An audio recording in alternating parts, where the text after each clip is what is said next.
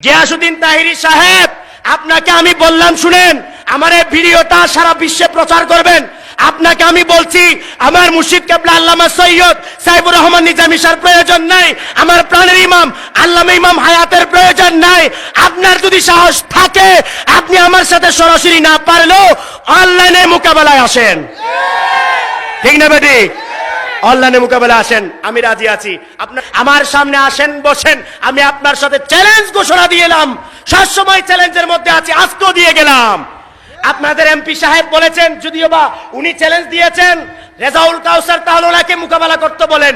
আমি মোকাবেলা করার জন্য হবিগঞ্জের মধ্যে আমি সরাসরি আসছি। আর এই মোল্লা মৌলবী এখানে বসবাস করে, তারা যেতে পারে নাই। ঠিক না বেটি? কেমন মুনাফিক! আপনারা বলতে পারতেন, হুজুর শায়েস্তাগঞ্জে এসে রেজাউল কাউসার এই চ্যালেঞ্জ দিয়ে গেল, ওনাকে দেখা যায় নাই, তখন আমাকে খারাপ বলতে পারতেন। শুক্রবার জুমার দিন আমি জুমা আরেকজনকে দায়িত্ব দিয়ে এই ইমানি দায়িত্বটা পালনের জন্য, আহলে বাইতের গোলামিয়তের দায়িত্বটা পালনের জন্য, মুয়াবিয়াবাদী জিতবাদকে চিরতরে ধ্বংস করে দেওয়ার জন্য আমি গুনাহগার আলেম ওলামাদেরকে নিয়ে আসছি, অথচ তাদের কোনো খবর নাই। কি বলেন? খবর ছিল? কোন কালে ছিল?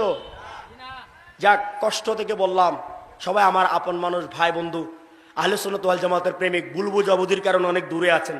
ভুল বুঝাবুঝি হলে সমস্যা, আহলে বাইতকে নিয়ে কোনো ভুল বুঝাবুঝি চলবে না। ঠিক না বেটি? আমাকে আপনার ভালো না লাগতে পারে, কিন্তু আহলে বাইতকে বলেন না, আমাকে ভালোবাসতে আল্লাহ বলে নাই, কিন্তু আহলে বাইতকে ভালোবাসতে বলছেন কিনা? বলছেন কিনা? আমাকে ঘৃণা করেন, গালি দেন, লানত দেন, যা কিছু তা ইচ্ছে করেন, সমস্যা নাই, এগুলো আমি পরোয়া করি না। কিন্তু আহলে বাইতের পক্ষে সবাইকে থাকতে হবে। আহলে বাইতকে লানত দেওয়া চলবে না, আহলে বাইতের বিরোধিতা করা চলবে না। কোন সুন্নি মুসলিম মুমিন আহলে বাইতের বিরোধিতা করতে পারে না। ঠিক না বেটি? এখানে 1800 দরবারের মানুষ আছে কি নাই? আছে না? সিলেটের মধ্যে আছে কি নাই? এই 1800 দরবারের খাদেম দাবি করে, আলেম দাবি করে একজন আলেম খুব বেশি চাপার জোরে কথা বলেছে। 1800 বলতেছে, ভাই আমরা মুয়াবিয়ার দালালি করি না, তুমি আলেমের দরকার নাই আমাদের। ঠিক না বেটি? আমরা মুয়াবিয়ার দালালি করি না, তুমি পালিয়ে যাও, তুমি চলে যাও, তোমাকে বিতাড়িত করতে পারবো, আহলে বাইতকে ছাড়তে পারবো না। ঠিক না বেটি? যখন তাকে দরবার থেকে তাড়িয়ে দিল, দূর দূর করে তাড়িয়ে দিল, দরবারি মানুষগুলো যখন তাকে অ্যাভয়েড করলো, ছেড়ে দিল, তার বিরোধিতা করলো, তখন সে এসে দরবারের বিরোধিতা শুরু করে দিল। যেই দরবার একটু আগে তার জন্য হেরামাইন শরীফ আইন, ঠিক না বেটি? যেই দরবার একটু আগে তার জন্য মিনার কুরবানির জায়গা, ঠিক না বেটি? আবার একটু পরে সেই দরবার নাকি খারাপ হয়ে গেল। চিন্তা করেন, তাহলে এই আলেম যেই দরবারে যাবে সেই দরবারকে বরবাদ করে ছাড়বে। ঠিক না বেটি? এই ধরনের আলেম থেকে দরবারগুলোকে বলবো, আপনারা সাবধান থাকেন। এখন যে দরবার আছে আপনাদের দরবারটা তছনছ করে ছাড়বে। ঠিক না বেটি? সেজন্য সাবধান। একজন আলেমের উক্তি, যাক কিছুদিন আগে সেই উক্তিটা আমি পড়েছি, বলতেছে প্রয়োজনে একটা কুকুরকে লালন পালন করো, আলেমকে ঘরে জায়গা দিও না। এটা সহজ কথা না, কিন্তু আলেম মানে ওই ধরনের আলেম আর কি। ঠিক না বেটি? কুকুরকে জায়গা দাও, তাও আলেমকে। এটা কার উক্তি? শামসে তিবরিজ রহমাতুল্লাহ আলাইহ। হযরত শামসে তিবরিজ মাওলানা রুমি রহমাতুল্লাহ আলাইহির পীর শায়েখ, তিনি বলতেছেন প্রয়োজনে তুমি একটা কুকুরকেই জায়গা দাও ঘরে, কিন্তু দুনিয়ালোভী কোন আলেমকে, পথলুবি আলেমকে জায়গা দিও না, পকেট লুবি আলেমকে জায়গা দিও না। তাই সতর্কতার জন্য বলছি, যারা আজকে 2 দিন আগে যেই দরবারের প্রশংসা করে বড় বড় আলোচনা করেছে, 2 দিন পরে সেই দরবারের বিরোধিতা যে ব্যক্তি করতে পারে, নিশ্চিতভাবে ধরে রাখা যায় সে যেখানে যাবে তার বিরোধিতা করবে। ঠিক না বেঠিক? এভাবে তাদের পতন ঘটে। এই ব্যক্তিটা যেটার কথা বলছিলাম, আমার ভাই বললেন, নামগুলো আমি নিই না। ঠিক না বেঠিক? এই ব্যক্তিটা বলতেছেন মুর্শিদ কেবলাকে নাকি বহসে বাধ্য করবেন। আমি বললাম যে আমার মুর্শিদের দরকার নাই, আমার মুর্শিদ কেবলা ওনার জায়গায় থাকবেন, ওনাকে আমি রেস্টে রাখবো। তোমার যদি সাহস থাকে তুমি আমির রাজাউলের সাথে মোকাবেলা করো। আমার পোস্টটা এখনো ফেসবুকে আছে, আমার থেকেও আমি রেখে দিয়েছি। সরাসরি তার জায়গায় গেলে আমি কমেন্ট করেছি, সেখানে লিখে দিয়েছি আমার মুর্শিদ কেবলার দরকার নাই, আমি গোলাম, ওনার খাদেম, আহলে বাইতের এই গোলাম রেজাউল কাউসার আছি, যদি সাহস থাকে তাহলে আপনি আমার সাথে মোকাবেলা করেন, আর যদি সরাসরি মোকাবেলা করতে না পারেন পালিয়ে যান এ হবিগঞ্জের মতো, তাহলে এই ভয় যদি থাকে তাহলে আপনি আমার সাথে অনলাইনে বসেন। কিসে, কোথায়? অনলাইনে। অনলাইনে বসতে সমস্যা আছে? অনলাইনে আমরা বসছি তো সবাই, ঠিক না বেঠিক?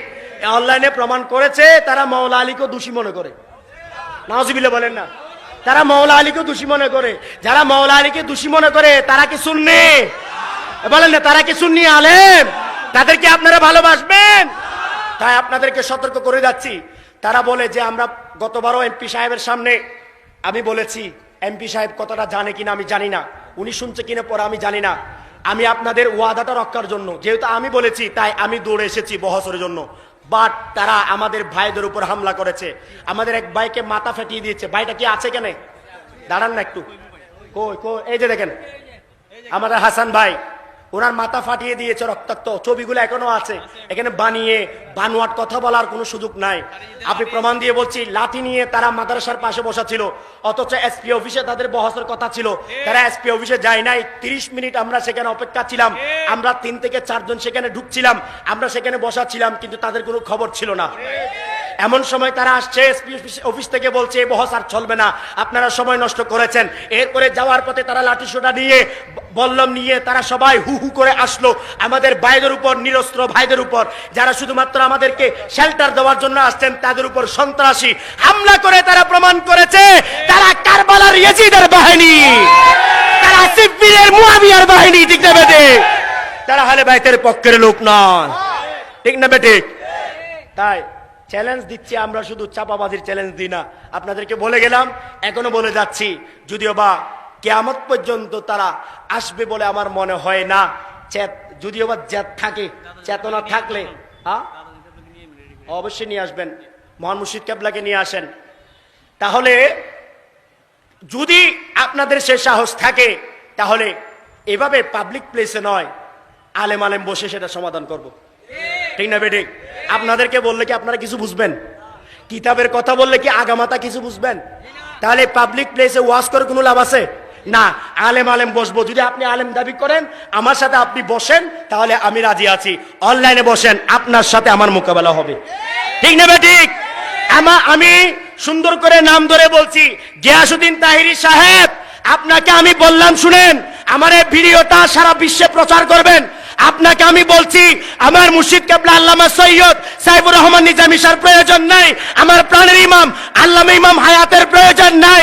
আপনার যদি সাহস থাকে আপনি আমার সাথে সরাসরি না পারলেও অনলাইনে মোকাবেলায় আসেন, ঠিক না বেটি? অনলাইনে মোকাবেলা আসেন, আমি রাজি আছি। আপনার